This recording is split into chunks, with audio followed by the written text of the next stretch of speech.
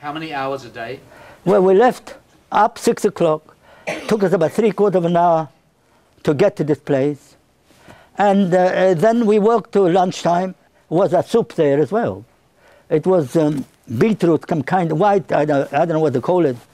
Water in bits of pieces. And that was until we get home. 4 o'clock used to get dark there. So we start marching home. As I say, when we got home, counting. This could take an hour, could take 2 hours. One day I remember, we stood there for hours, cold. The tally didn't, you know, people were missing. I forgot to tell you another incident. It's so many things. One day, it's a very good point, which I can't remember everything. One day we came back from this work, was an order, tomorrow, nobody's leaving the camp. We didn't know why. And all of a sudden, as we were going to get our food, we have seen the building guillotines, you know. We didn't realize what happened. Apparently, that day, 10 people were missing. The underground movement managed to penetrate the place of our work, and they took away these people. And of course, the tally didn't. So they picked people, 10 people at random, whoever they want. And we had to walk around watching, and the Gestapo came and said, you have to walk around with your head up, see what awaits you if you get into the city, try to get away. We have found them, but they didn't. And that was another incident. So many things went on. Can you tell us about how you survived, what you had to do, how you survived when so many people didn't? Well, that is a question I asked myself. Why me, a little fella? I think, looking back, because we were little, the Gestapo never targeted you. They were proud when you see a big fella, a tall, they had proud to eliminate him, to disgrace him and so on. And many times when bread was thrown, as I told you once before, I was always lucky to grab a piece, live another day. And of course my brother, with him I don't think would make it. Is that the answer to the question? And I know it's not, but that's all I can tell you. Thank you. Yes, sir. Do you feel the incident weakened your faith in your religion? Weakened? Yeah. Because of other religions? No, not because of other religion. What happened, what they did. Of course it weakens a little bit. You got the grounds for it. But what else can you do? I got problems. When I go to my synagogue and I look in front of the 10 Commandments or God, you know, whatever's supposed to be there, it upsets me. How could God allow? We were such good, God-fearing people. We obeyed every prayer, everything. And it is a problem for me. But I'm not talking about an old problem. I'm talking problems with society, how we can progress together. That's my aim.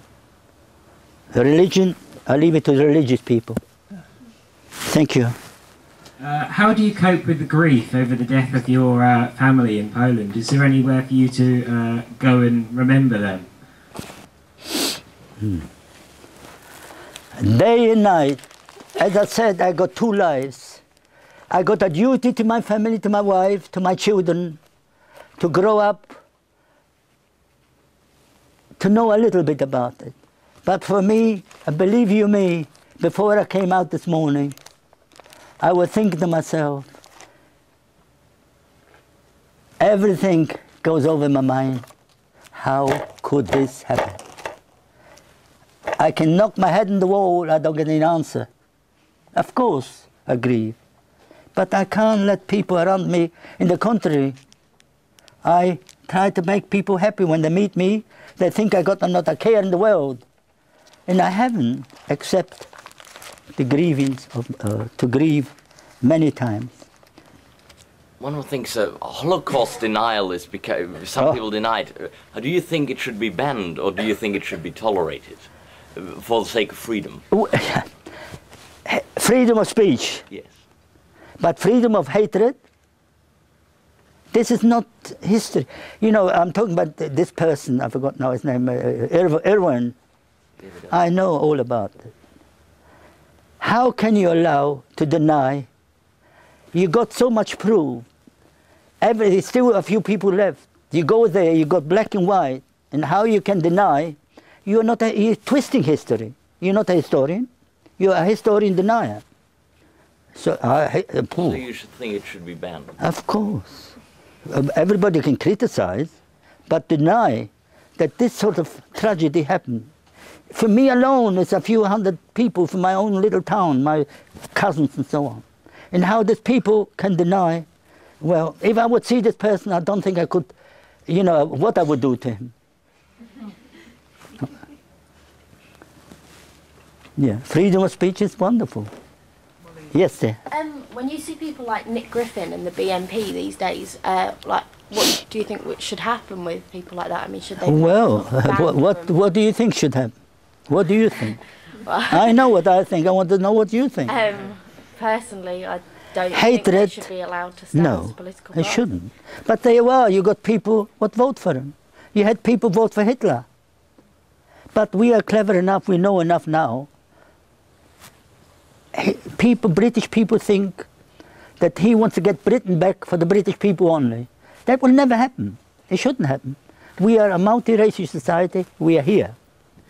If he would come up and say, as I say, we've got a multi-racial society, we're going to work together, we'll be prosper together, yes, I would vote for him. Not for one race. What do you think? I don't think he should be allowed to stand as a Yeah, I agree with you. Absolutely. Thank you. The powers in Germany were the ones responsible, but so many people must have known. The people in your village saw the Jews taken away, they took over what, their in houses. Germany? At that time? Well, in Germany, in 1939, Poland, I'm talking about 1939. Do you realize we had no paper, we had no wireless? You mustn't forget we haven't had this to know what goes on there. We had a paper, one came after a week, the news.